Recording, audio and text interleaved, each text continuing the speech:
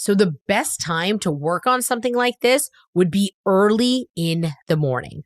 You don't want to check Facebook. You don't want to check YouTube. You want to wake up, do your morning routine. Maybe if you grab a cup of coffee, maybe you've gone for a walk or worked out. And that's when you want to open up your Remarkable 2 if you're like me, or if you have a notepad, or you want to go in front of Google Docs on your computer, whatever setting feels the most comfortable for you. And then you want to start knocking out just one thing that you're able to do for clients, not your whole offer. Don't try to go so big. Just go for one single thing that you do within anything that you're providing. And then that will make it so much easier for you to be able to see the patterns amongst what you do. So how do you turn your business into an actual brand? Well, my name is Bijal Patel, and I've had 13 years of corporate experience working at big Fortune 500 companies, and I'm taking all of that juicy firsthand experience and have brought it into my company Launch. Within this podcast, you're going to learn about branding, vision, identity, mindset, and how to scale your business to the next level. So let's go ahead and own your brand. All right. If you want to learn how to create your IP or your intellectual property, you are going to want to get out a notepad with this session. This is going to be the difference maker between your company having to compete with like a bajillion other people in your industry and you ending up in a race to the bottom, or you being able to properly position yourself and distinguish why you're different. A lot of people, especially coaches and service providers, they end up sleeping on the concept of IP. What IP actually means in the realm I'm talking about, I'm not exactly talking about in the trademark sense or the registered sense. That's something all legal and blah, blah, blah. We're not talking about it that way. The way we're talking about it is, what are your unique methods and frameworks, and what have you learned through your multiple years of business as an expert who's now founded a company? What is it about what you've learned and applied into your business that other people would want? So there's two reasons that people end up buying things. They buy them because they are new, and they buy them because they are different. So in the business world, you always want to be promoting something new, at least on a quarterly basis, because it adds something fresh to the marketplace. But if you have a small team, or you're new to business and you don't have that much bandwidth because you're already working all the hours, doing all the things, you don't want to get stuck coming up with new stuff all the time because you'll end up losing momentum. So if you want to keep your momentum and keep moving forward, you're going to want to go with different. So what does different actually mean? So IP for some people is so easy to do. And if that's the case, you're probably just going to have fun listening to this because you're like, oh yeah, I dreamed this stuff up. What that looks like is you want to come up with 2 or 3 words of what is your unique methodology. For example, at Launch, I have something called the profit algorithm. What that is that when clients come into us, whether it's in our brand influencer program or brand enthusiast program, within the second week, we have them go through the profit algorithm so we can take a look at all of their offer stack and decide exactly where is the value within the offer stack, where is some bottlenecks in terms of getting the client the wins that we need to get them, where are the holes in the offer stack where we could potentially add something new. And then what we do from there is we'll literally figure out with them, how should the offer be priced? Pricing is one of the most complicated, hard things to do because you don't understand what the potential is compared to the value you're actually providing, compared to the perception in the marketplace. So we've talked about this before. If you checked out previous episodes, what your brand actually is like what Jeff Bezos says, when you leave the room. What does that actually mean?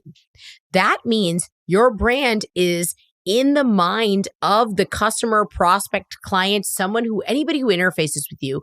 What is the perception that they hold of you? So perception of who you are, what your values are, what you are good at, where do you stand out and you're different, and what makes you a no-brainer in terms of one specific thing that you do. So that's when you start to understand, wait a second, I need to be priced on what my value is. So instead of saying all of that, I can just say, oh yeah. And then, the next step in week 2, you'll end up going through our profit algorithm. We'll totally analyze your offer stack. And during that, we're going to look at your pricing and get you priced in the exact right manner for your most ideal client. People are like, oh, cool. What they remember from that is the 2 words profit algorithm. Boom, I've got IP set up there.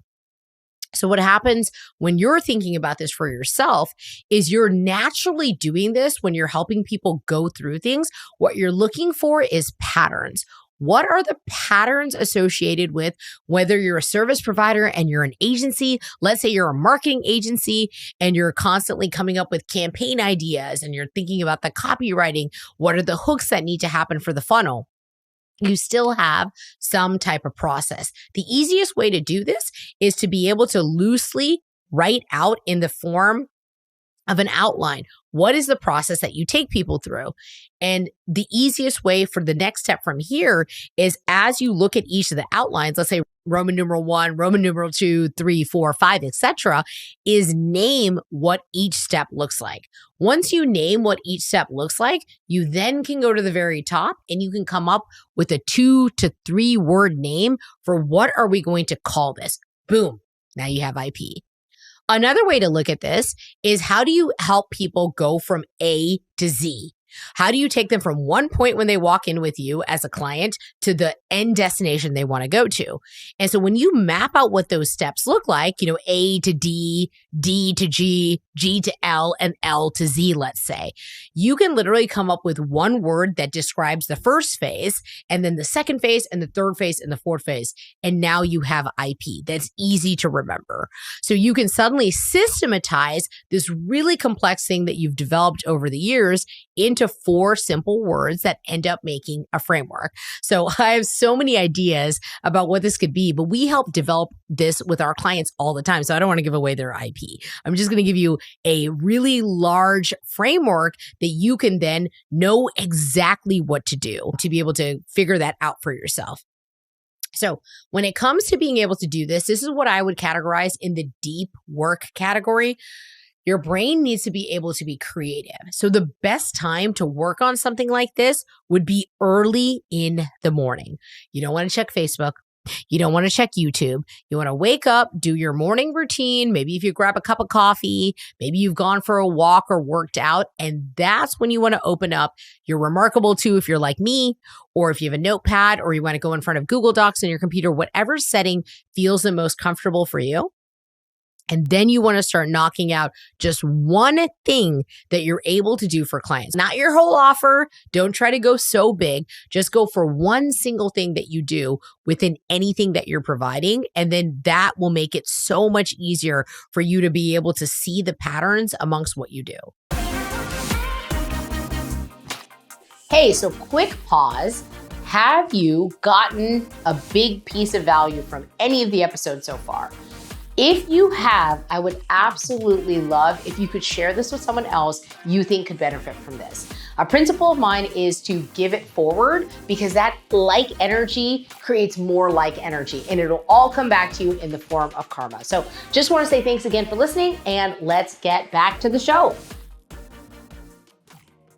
The reason for creating IP is once you've got that down, you can imagine I mentioned like I've got the profit algorithm. So we're just going to stick with that example. I can then go on to Facebook, for example, and make a post and say, so excited, just helped our recent client go through the profit algorithm and they are mind blown. And just put a little mind blown emoji on there. Now what I'm doing is I have IP. I've helped my client go through it. So they're excited about their quick wins.